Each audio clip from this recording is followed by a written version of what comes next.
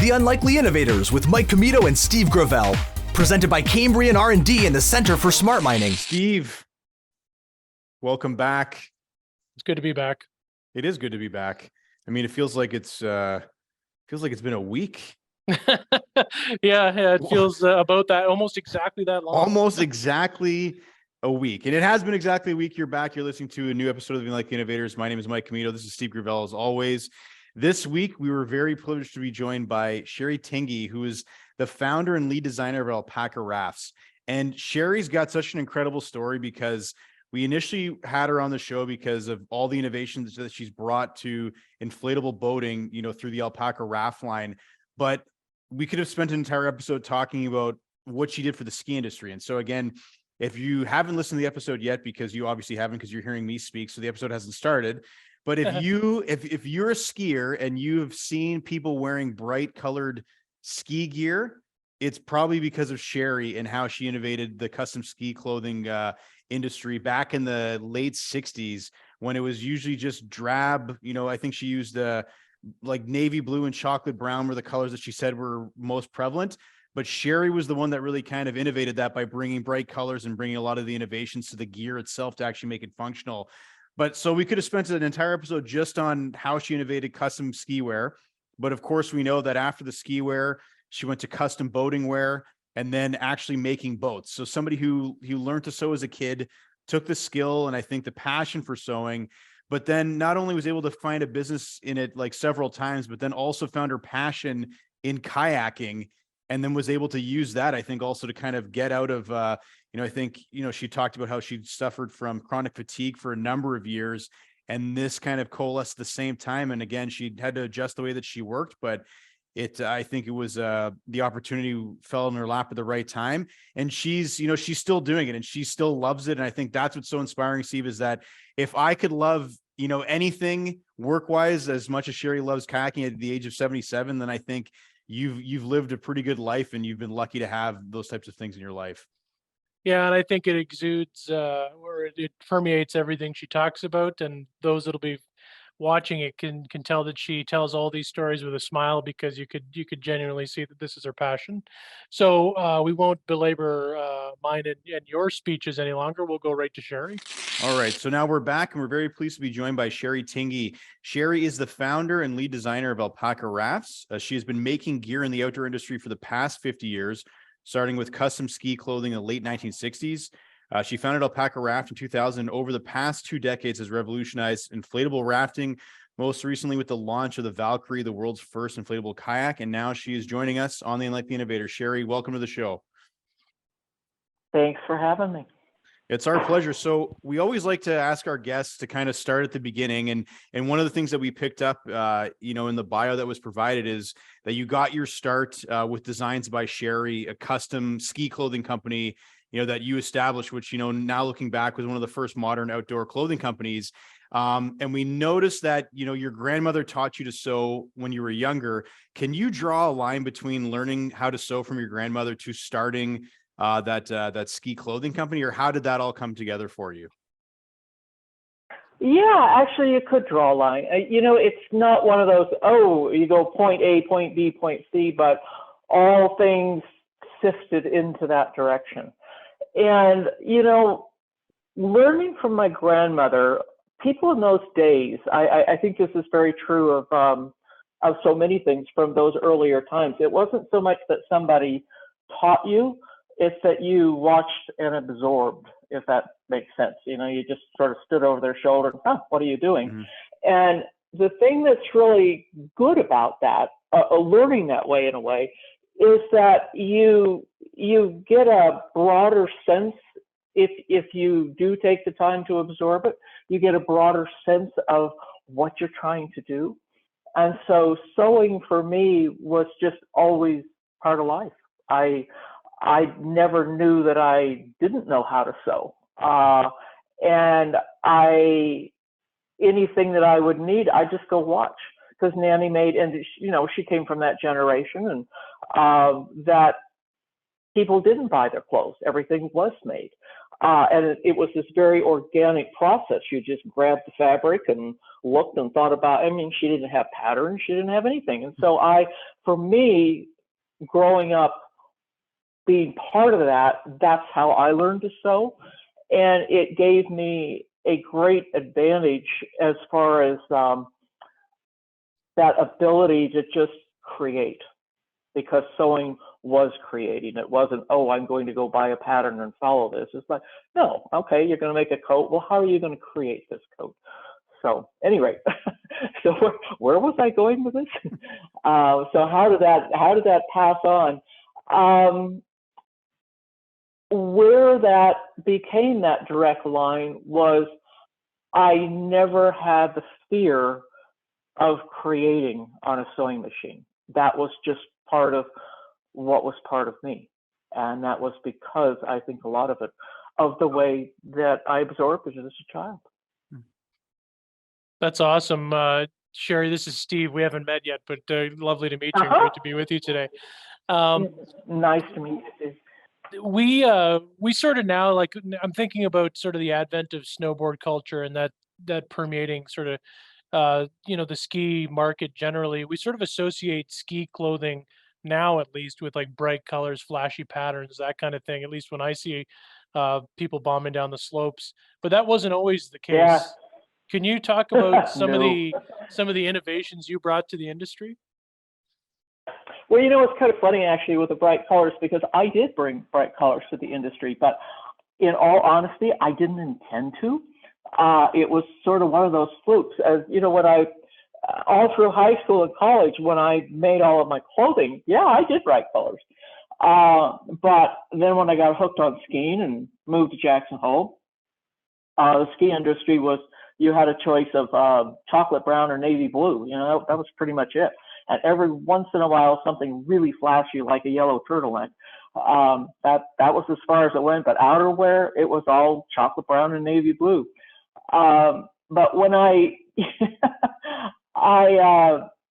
took off after college, when I went to Jackson Hole, the first year, 1967, I went to Jackson Hole, and I worked as a waitress. I was a horrible waitress. Next year, I went to Alpha, and then I was going to move to Jackson Hole later. But while I was at Alpha, I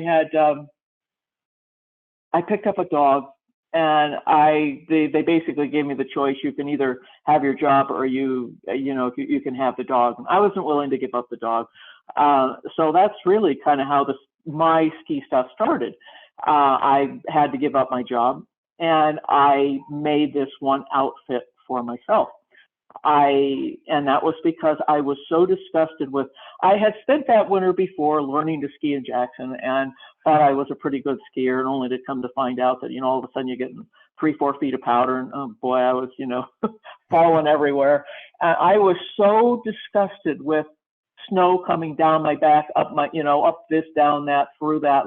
This stuff sucks. And that's when I made that garment. I had nothing better to do because I was out of work. And so that initial part, I would go downtown in Salt Lake City. There was a place that sold nylon, and they had some bright colors. I wasn't thinking about bright colors at that time. It was kind of funny, yet I ended up having pretty bright colors in these clothing, and people kept ordering stuff. Well, the next year I moved back to Jackson Hole, and I wasn't, like I said, I wasn't trying to make bright colors. I was trying to make these really super practical, how could I make something that really, really worked? And that's where my brain went. The thing that ended up going from that and integrating the bright colors back was that what I found when I got back to Jackson Hole, especially, is that, if I made this really practical garment and it had all these cool things, I didn't have anybody to buy it. The people that I was trying to sell to, today, people that ski, snowboard, whatever, there's a lot of money out there. Mm-hmm. And even the people that don't have a lot of money find a way to buy good equipment. And that was not true then. there was, you either had the rich or you had the dirtbags. And I was making clothing for dirtbags. Well, they don't have any money. And so I had this real reality check, like, I'm going to starve to death if I continue doing what I'm doing. So I didn't give up making the really practical clothing, but that's when I consciously added the bright colors and started making them one of a kind so that I could find people who, whether I wanted to or not, had money to buy the darn things. And that's really where the colors and all the fun stuff came. And then it got to be really fun to do it, but I didn't originally start out to try to do that. It was survival. It's like, well, if you want to survive, you're going to have to make these things special because they're the only people that you're going to find to buy it in those days. Mm-hmm. If that makes sense. Yeah, no, absolutely. And you mentioned the first one that you made for yourself. Do you remember what that one looked like? It was bright yellow, and it was a one-piece. The first suits I made were one-piece suits, and I wanted a one-piece suit. One of the things that I had on it in those days, they didn't have gaiters yet, and it's kind of funny, how today all the garments you see, I mean, almost everything from t-shirts to not t-shirts, but turtlenecks to everything has your hole in the bottom of the sleeve, so you can hook that on your over your thumb and keep your sleeves down. Well, I built a thing like that, only it was almost like an arm gaiter, because my biggest complaint was snow up the arms and down in the gloves and whatever. And I just laugh looking at those things today because those were great, and yet they weren't copied. And that idea didn't come around again until, 5-6 years ago, when all of a sudden here come all these holes. But so it was a yellow one-piece suit. One of the big complaints in my mind, Bogner was building a one-piece suit, and they were really, they were meant to be beautiful, but they weren't practical at all. And my idea behind that one-piece suit is you need to be able to move in it just like a two-piece suit. You need to be able to have the pants stay up, that you can bend over and work on your boots and not have the whole back pull away from you. And it had gaiters in the legs, which those were not in existence. None of that stuff was in existence. It's pretty innovative for sure. But while you were doing that, and building your company and your business in Jackson Hole, like, you also fell in love, with kayaking. And so we're gonna go from skiing to kayaking. What was it about kayaking? What was it about that sport that really drew you into it? And obviously became a focal point in your life. Honestly, water was always the great love of my life. Still is. Just from being a small child, I was just absolutely fascinated with water. I grew up in Phoenix, but I started water skiing at a young age and just became an absolute fanatical water skier because of the water connection. When I was young, air conditioning did not come to the Southwest, or I don't know about other places, but certainly in Phoenix, till I was probably, I'd say, maybe a sophomore or junior in high school. And before that time, Phoenix in August was just unlivable, and families would go. People would find a way to have friends somewhere in Southern California, anywhere from Los Angeles down to San Diego. And we had family friends that we would go visit, my mom and my sister and I. All the dads would stay home and work through August, but moms and kids would find a way to get out of that heat. And so we would go to California, to the ocean. And I thought for the rest of my life that I would spend my time on the ocean, because that's what I wanted, and that's what I loved. It kind of got hooked the other way when I headed off and fell in love with skiing. Those two, trying to balance them, I couldn't, I ended up staying in the mountains, staying with skiing. I loved all of that. And when I had this funky opportunity to run a river called the Oahe River. It's in Eastern Oregon. That river absolutely changed everything about my life. All of a sudden, that river and I was in a raft and there were 4 kayaks that had come from Seattle. So they were all friends of mine. They were old Forest Service people. I sat and I watched those 4 kayaks and I just looked at that and I thought, this is exactly like, because I guess I should back up a little. I had fallen in love with surfing years and years ago. I was never very good at it. I never had a chance, to spend a lot of time, but I always thought, oh, I'm going to be back. I'm going to do this, blah, blah, blah. And, as life took its different turn and I'm on this river and I'm looking at these kayaks, I'm going, this is surfing away from the ocean. And in my mind, it really is. The only difference is you have in a river, the water moves and the wave stays the same place. In the ocean, the water stays in the same place and the wave moves. So there's so much similarity between them. And so for me, suddenly seeing these kayaks and getting in these kayaks, I'm realizing, oh my God, this is my way to have my ocean and be in the mountains. And so, yeah, I just completely, that settled it. Life was great. Sheri, I'm going to ask you more about kayaks and boats, but I wanted to this sort of came to me. When I think about the southwest of the United States, I don't think about too many bodies of water. But when you said that you were into water skiing, did you ever spend any time on the Salton Sea?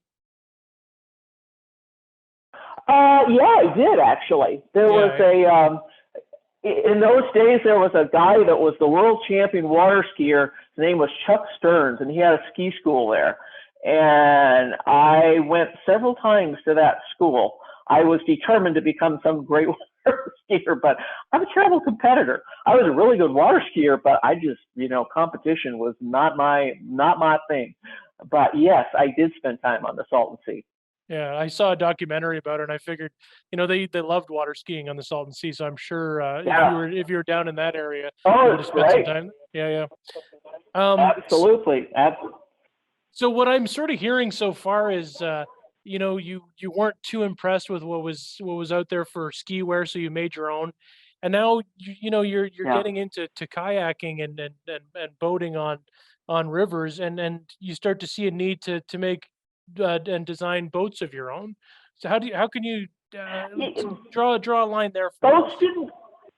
Boats didn't come in by that time, to be honest with you. Boating gear came in. I'd had my ski business for quite some time, a few years. And when I started kayaking, I actually, from this trip on the Oahe River, these 4 guys that lived in those days, kayaking had come to the East Coast.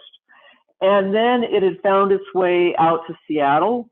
And there was kind of a pod of people in the Los Angeles area. And other than that, between the 2 coastlines, kayaking had not come around yet. And these guys were from Seattle, and I talked them into ordering me a kayak from I think it was called Eddie Line in those days. I can't even remember the name of the kayak, but at any rate, a month later, this boat shows up in Jackson Hole, and that was the first whitewater kayak that I'm aware of that came into Jackson Hole. And since we only had one boat, I had a couple of friends, and we'd take turns. We'd drive up to the top of the run, and somebody take the boat, and everybody drive down to the pickup, pick them up a half hour later, and we drive back up again. And that was our version of kayaking in those, that there was just one boat. But probably within about a month, one of the guys in Wilson got a mold for, in those days, Lettman kayaks were the big kayaks, and they had a mold for a thing that was called Lettman Mark IV. And so everybody started building kayaks, and by the end of the summer, we probably had 20 boaters in the area, which we thought was huge. But anyway, at that point, I got really interested in making clothing for kayaking because dry suits had not been invented yet. Wetsuits were impossible to get. There was nothing else. I mean, people basically you're using rain gear. there wasn't anything else. It was pretty primitive. So it was this whole opening for me that, oh wow, this is something else I can play with, and I was really, really getting interested in it and playing with it just as much as I was with the skiing. But one of the things that really stopped the water sports for me was at about that time, I'd say, about in the middle of that time, I had come down with a virus that was actually today very similar to one of these COVID viruses, and I developed chronic fatigue. And in those days, they knew nothing about it. And I was really, really sick.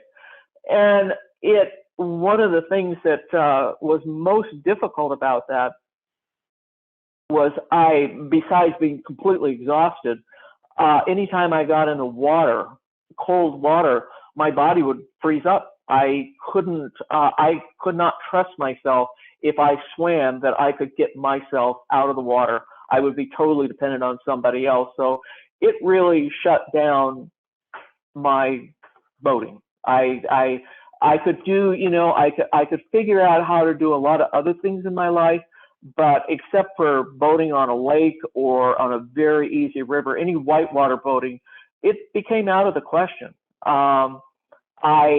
I was really angry about it. I was really I went through all of those things that you go through, but there weren't any answers because I don't feel, and today I don't feel, you can't put yourself on the water and say, somebody else save me, please.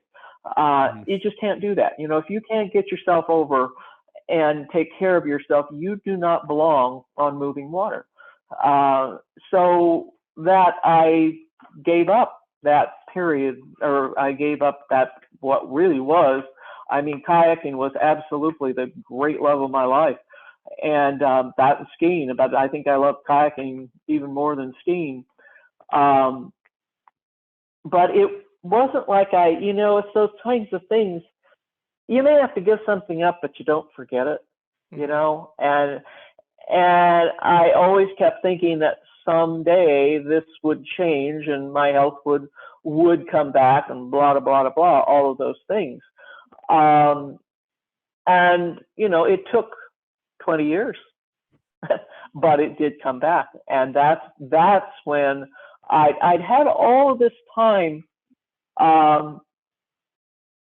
When Thor walked through with my son, who's now the CEO here, he went to Colorado College, and they had a program that it was a venture travel basically program, and he won one of the grants, and they took this was his sophomore year in college, and they did they were out, I think, 3 weeks on a trip through the Alaska range.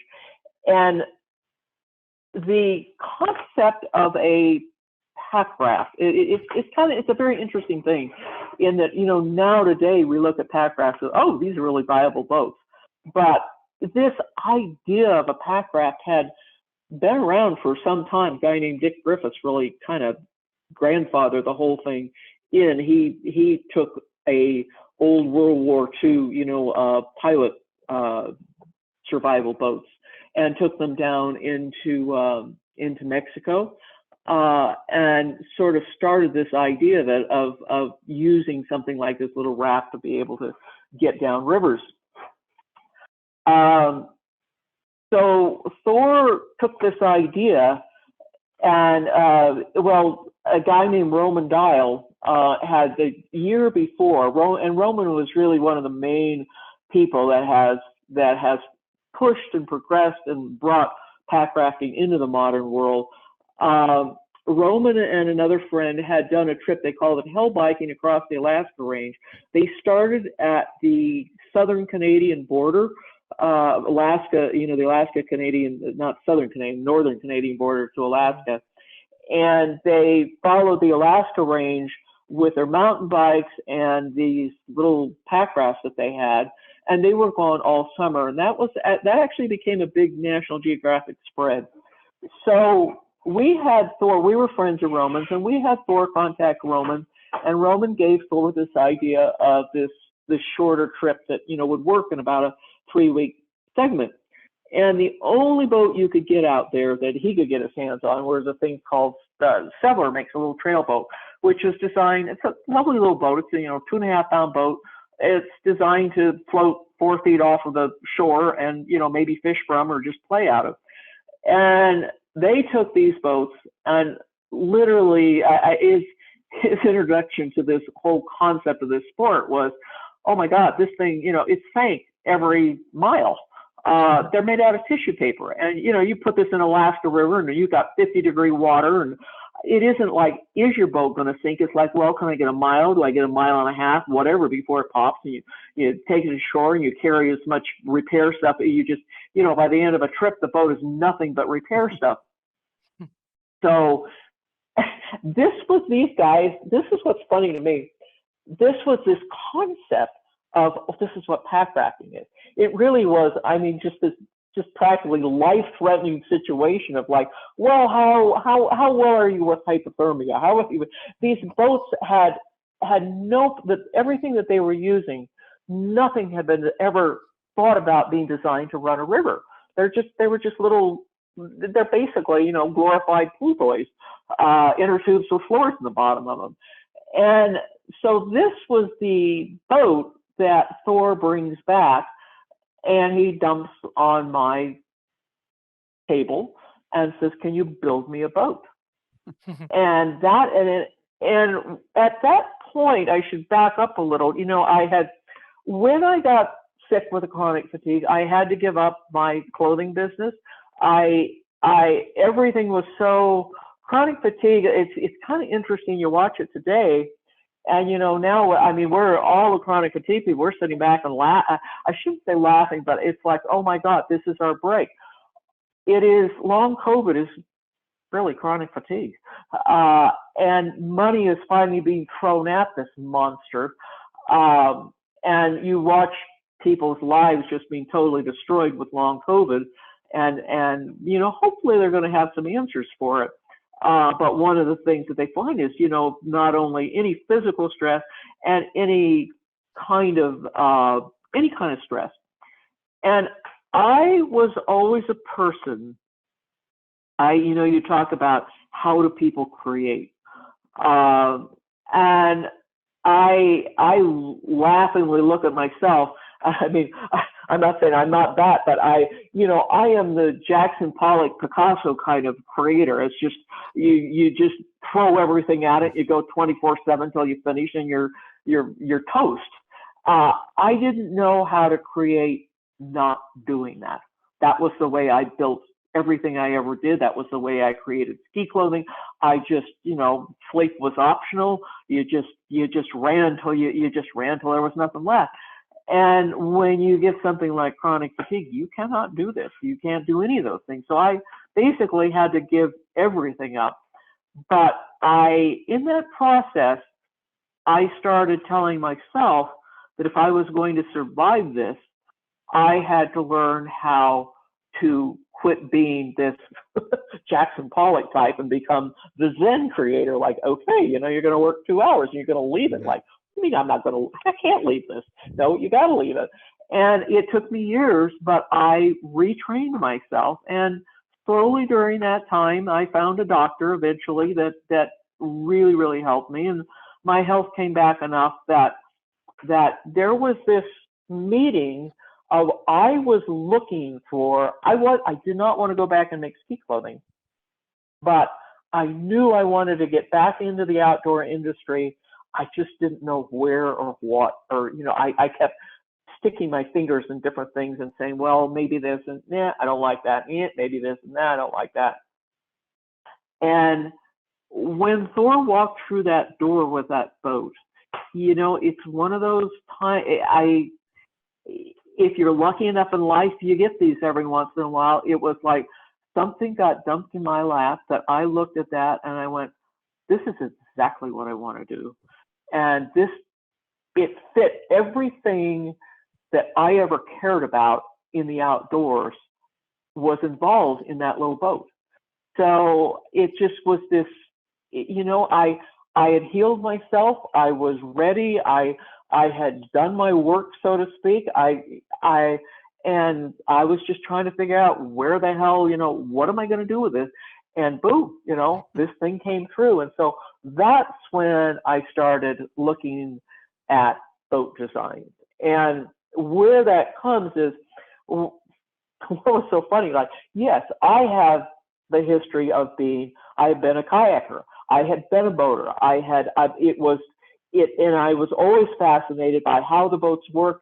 I owned just like people today. I mean, I owned 5 or 6 different boats. Every one of them had a special use, a special this, and I was always fascinated with how they work differently. So here comes this basically glorified inner tube, and all of these people in Alaska that were doing quote unquote pack rafting, none of them were boaters. None of them had a clue. They were totally using this boat, so to speak, as just a tool to get them to their climb, to their hike, to their whatever it was, because Alaska's got, you know, we've got all this water and no roads, and your rivers are really your roads. So none of them had any idea what a boat could or couldn't do. And so for me, that's when all of a sudden it was like, wait a minute, I'm going to make this boat. I want to make this boat as close to a kayak as far as functioning as I can get it. It has all these other things that it needs to do. And that's the thing that's really kind of, a pack raft it's such a fun tool because it walks this world it walks a line between so many different worlds in the outdoors. You know, you need to be able to hike with it. It needs to be tough enough that you can get down rivers and get you to, you know, it needs to be your servicing to get to where it is you're going, but it also can be this wonderful quote unquote kayak tool. It literally walks that role between land and water, right in between, whereas all other boats, they belong in the water, and land things belong in the water. This little pack raft sits right in between it. Everything that it needs is very different than all of the other pieces of equipment out there, really. Mm-hmm. So it was this, it was just it was really fun for me because it was this complete clean slate that nobody had touched this idea. And I was fortunate in that I found that everything that I had cared about in my life, I was a climber. I had used to do, you know, I did tons of long distance hiking. We had big dog teams in Alaska. We had, you know, all of these things that are part of what become pack rafting or something that I had. And then on top of it, I did know how to build a darn thing. You know, I didn't specifically, but I had that confidence that, like, yeah, okay, what the hell, let's try. Well, that's kind of what we want to talk about as well, because obviously, you know, Sheri, when Thor comes back with this raft, and we, you know, now know that this obviously was kind of the genesis for Alpacka Rafts, but yeah. But you know, it took some time. But can you maybe talk about, you know, those early prototypes that you'd worked on, and maybe the learning curve from going from, you know, sewing custom ski clothing to doing the custom boating clothing, to then now you're actually like designing and making these boats and these rafts. Can you talk about that process and what it led to today, as we now know as Alpacka Raft? Well, you know, what was so fun about it is it did lead to, you know, like I was saying about the ski clothing. I had to make the ski clothing look great in order to sell it. And it was the beauty for me about stepping into building these rafts was that whole side could disappear, and I could just play with how can you make this thing work well? And for me, I do better in that medium, if that makes sense.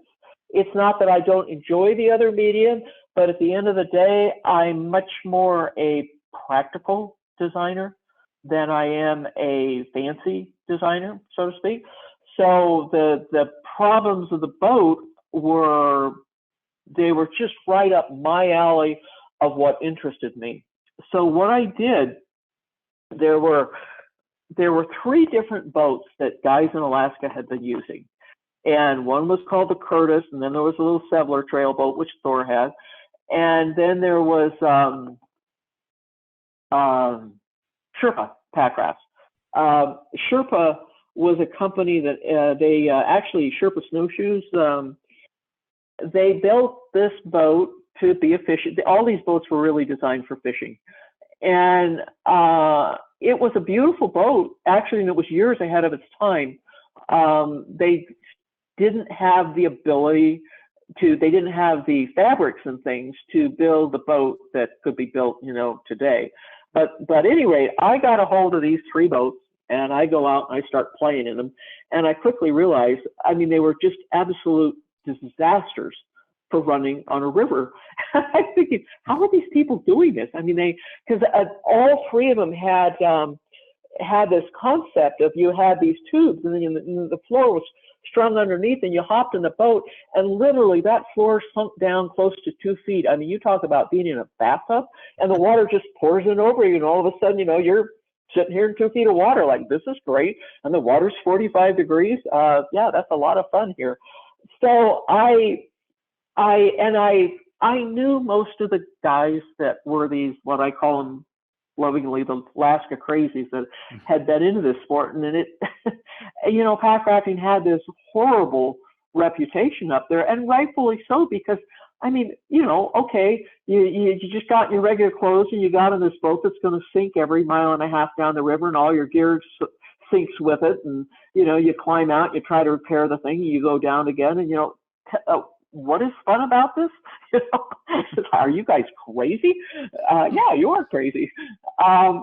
So I asked all of these guys, every single one of them that I knew, I said, give me a list. Give me a list if you could have anything out of a boat. What, out of this pack raft, if I'm going to build a pack raft, what do you want? What matters?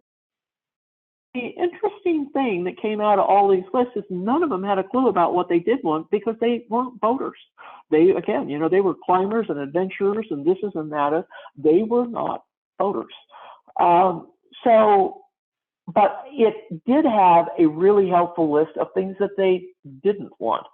And the major thing that they didn't want was they were tired of sinking. It's like, please, I do not want to repair my boat one more time. And these boats, would start out at 3-pound boats, and by the end of a trip, they'd weigh 12 to 15 pounds because you put that much repair stuff on them. And, they were just nothing but patches on top of patches. So the concept at that point was like, yeah, I'll carry a little more weight. I just don't want to sink. Past that, they really didn't know. So again, I was left with this wide open slate of, well, what are you going to do here? And as I got in the boats and started playing with him, and as I say, I looked at him and thought, this is ridiculous. Okay, we're going to start making a boat to run a river. And if that has been, the boat right away in my brain, it's got to be tough. It's got to be able to run class 3 water comfortably. And it has to be able to carry gear, because that was the original concept of a pack raft, and it still is in my mind. It's that boat needs to be able to take you over mountain ranges, whatever the hell you want to do with the thing. But part of that is it has to be able to carry your gear and carry you, and then perform well. So I started out with these things that I was looking for, and I would say the first boats that I made, the first design was actually I used duct tape and shower curtains to make basic. And I was down taking care of that first winter that I was playing on them. My mom was still alive at the time, and she had some surgery that whenever she would have knee replacements and things like that, I'd go down and take care of her. So I was actually down in Phoenix taking care of her when I was first cutting these things, and our neighbors had a pool, and I would make these silly things up and blow it up with a vacuum cleaner and go over the pool and sit and stare around at them and take it back. And so I had this month break from Alaska that I could play in Phoenix with all this, and I took all these designs back, because at that point, when I was first doing the designing, that was January in Alaska, which there's no water anywhere. So I got this. I played with them till I got it right, and then I headed back home, and I ordered up some fabric and tried to figure out how to make them, and got some samples out. You were asking me the difference between building a boat and building ski clothing or whatever. Some things are very similar. The thing that is I'd say the biggest block or change of thinking, whatever, going from building clothing to building boats, is learning to work with inflation. Inflation is a really, really strange thing. I don't care what design you make. You can make a square and you blow it up and it becomes a ball with little points on it. Everything goes to a circle in inflation. And that's the hardest lesson of thinking. You think, oh, this is great, I'm going to build this, and you build this whole thing, and then you blow it up and look at it and go, oh my God, what is this? What happened? And learning to deal with that fact that it always goes to a ball, that's the biggest, I think that's the biggest original challenge in learning to work with it. And once you figure that out, then you're home free. Getting a boat airtight is, then you've got, all kinds of other things. The thing that was, the way we build the boats is sort of a mix between the way you build clothing and the way you build large rafts. The way large rafts are built is not the right technique, to build something because again, you're talking, when you get into a pack raft, you're going down to very light fabrics, and very light fabrics are incredibly different to work with than your big heavy, your 40-ounce fabrics that you're going to build a regular raft out of. So that's again where it's one of those things that everyone that was in the boating industry, you have your methods and your methodology and all of those things which are great that work for big rafts. It has absolutely nothing to do with a tiny little pack raft. The way to make a pack raft actually, I found for me was closer to making clothing and then figuring out how to make that airtight. So it became, even the actual production of them was I just had to take pieces from all over the board of how do you build things and start all over again, and first throw everything that I thought I knew out the window, and then selectively pull little things from the back of my brain, like, oh, I can use this, oh, I could use that, and come up with a different way of building these things. Sheri, the actual design, yeah. I was just gonna say, one of the things that we've learned recently is that you've launched recently the Valkyrie, and I just wanted to, if you could spend some time talking about that, because you got a love for kayaking, and then you ended up making the world's first inflatable kayak. Can you talk a bit about that, and then if you could sort of take us through, you've been doing this for 20 years. What is possibly next for Alpacka Raft? So first, if you would tell us about this exciting new kayak, and then where are you guys going to go? Sure. Well, the Valkyrie, actually, I started working on the Valkyrie 2 years into building in Alpacka. So probably by about 2004, my little brain was, and where that started was I had, the boats had been out a couple years. And I was really happy with what they were doing.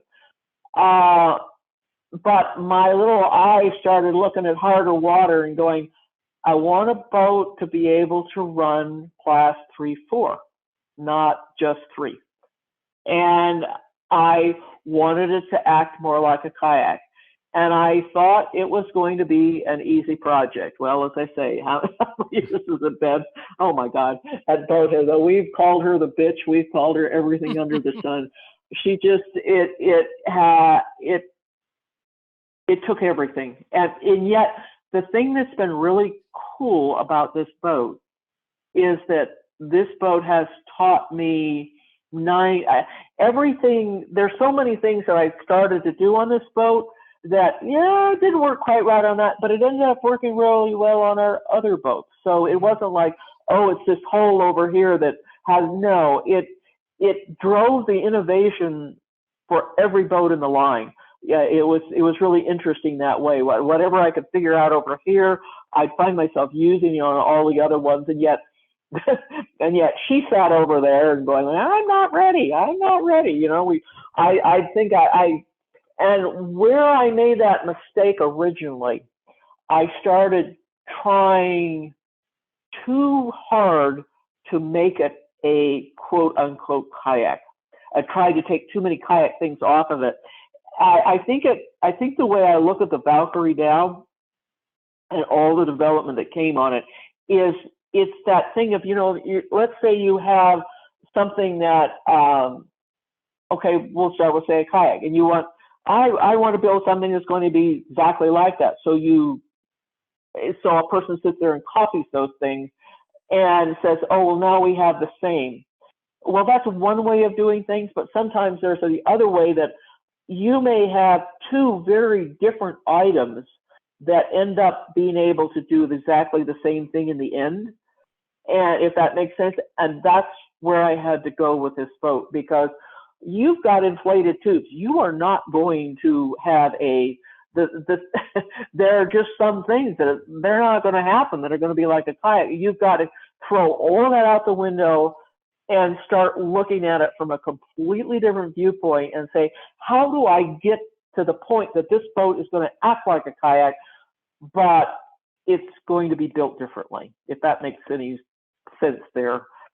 And that's where I had to go. And once I went there and just threw all the blinders off and all the things that I thought I knew, and just kept letting that boat take me places. And then basically that's kind of what it's done.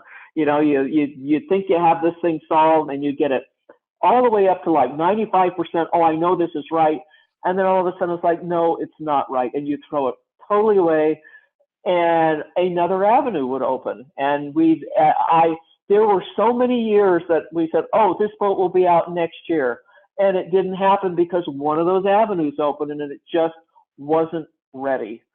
And it's literally been, 17 years of playing with this darn thing. But it's finally there. But it was, and in fairness, there wasn't anything to copy. There wasn't anything to bounce off of somebody else or, outside of within ourselves, because we were in grounds that had no idea. I did not know what eventually this boat was going to be and what you really needed. So it's been a grand journey. I mean, it really, it keeps me up late at night, and I wake up every morning where they're like, ow, what am I going to do with it now? But it was just that it was that drive for me, because I loved the regular boats, but I didn't, at the end of the day, and I still don't, I don't care if I sell 5 Valkyries or 5 million, it doesn't matter. It's like, I wanted to build that boat. I wanted to make somehow this boat that it's never going to be as good as and good is the wrong term, but as high level of a performer as a hard shell. That's okay. It has come up and passed. It's achieved what everything we've been hoping it could achieve, and has made that ability to run those higher levels great, So, Yeah. Well, and I think that it's interesting that this whipping post of yours, the Valkyrie, sort of drove the innovation for the whole company because it was that one sort of, you know how your grasp should elude your reach. That's what I think Yeah. this was for you, right? Oh, absolutely. It was always yeah, these are fine, but it just sort of sat. It always sat over there on the side and sort of sneered at us. Well, like I say, she for years we called her the diva because she was the diva. I mean, she still is the diva. It's like, well, you haven't paid enough attention to me. Drop a rose in front of me every morning, because it's just like every single time you thought you had it figured out, she'd nail you. And it's like, nope. You were so sure you had solved one of these issues, and she just sort of snicker at you and send you off on another thing. But she always would she'd give you just enough to keep you going, keep you from going totally crazy. But yeah, no, it's and you need that. I think she was great to have around, and so and the things that I've learned from working on her are, they're firing whole new things that I'm working on now that I had no idea. It's that whole thing. You don't know you can build something the way you build it until you do it. And then like, oh, okay, we can do this. I didn't know that. And, you add that, and then you add that. And she's introduced us to a whole new way of making some other boats. And so, yeah, she's smiling. Yeah, and now, Sheri, just for like a bit of fun, you've been super generous with your time so far. And this might bring it full circle, but Mike and I certainly have skied before, and Mike and I were in the mountains recently in Jasper, Alberta, and Mike was so moved by it, he actually got a mountain tattoo. I didn't think he was. I'm calling him out on it now, but when you were done the long day of skiing in the mountains, what was your favorite après-ski drink or meal? Favorite meal? Because the minute you say that, it takes me back to the first year living in Jackson Hole, and I worked at a place called, I said I was a horrible waitress, but we worked at a place called the Alpacka, which was, they were Austrian, and they had fondue, and they had hot, what am I saying, wine, mulled wine, and all those things. I fell in love with any of the hot drinks after skiing. A hot buttered brandy or a hot mulled wine or one of those. And oh my God, I started my love affair with fondue. I mean, how can you do better than cheese fondue? It's like, yeah, life is good. So yeah, that's if I could choose anything after skiing, it would be hot fondue and a hot whether it's a hot I'm trying to say, a hot buttered rum or a mulled wine. I love those. Gets my sweet tooth. Yeah, that's awesome. Well, Sheri, thanks so much for joining us. This has been awesome, learning about everything from the beginning of innovating, the custom ski wear to innovating boat wear to innovating boats, and then getting through that main challenge with Valkyrie, and now having those lessons kind of fuel the rest of the company. So we thank you for joining us, and we appreciate your time. Well, thank you. Thanks for having me. Yeah, no, really, I'm lucky in that I found something I just absolutely love. It's so much fun to do, and what a lucky thing to find that in life, because that doesn't always happen. Well, and I should tell you, Sheri, it shows that you love it, and it's very inspiring. So once again, thanks for joining us today. Well, thank you. You guys have a great day. You too. Take care now. Well, Steve, that was great. Again, I just love the idea that her words resonated with me at the end when she talked about how you should be lucky to find something like that in your life. And I think we all would be very lucky, I think, to be able to find such joy in not only just the work, but the challenges of overcoming of those things, right? I think, she talked about how Valkyrie was, 17 years in the making, and it was almost kind of like, the challenge of trying to overcome that ended up fueling so much of their other innovations. And, they almost kind of missed having that challenge around, right? But now there's all sorts of new challenges. And I think the company and Sheri herself are obviously better from having tackled that. What were some of your takeaways from chatting with Sheri? Well, first, a quick story.